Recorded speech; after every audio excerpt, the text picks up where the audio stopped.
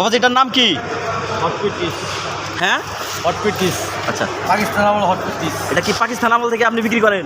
পাকিস্তান বিক্রি আমি ইদানিং বিক্রি করি। আপনি ইদানিং বিক্রি করেন, কিন্তু জিনিসটা হচ্ছে পাকিস্তান আমলে। হ্যাঁ আচ্ছা আচ্ছা। এগুলো খাইতে কেমন লাগে? মানে ঝাল, মিষ্টি, টক?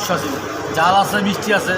গোল্ড হইলো জাল, এটা হলো জাল, মিষ্টি। এটা মিষ্টি। আর এই যে আমরা যেটা নিলাম, এই যে জাল, জাল। হাতে যেগুলো নিলাম, এটা হচ্ছে জাল। আচ্ছা আচ্ছা।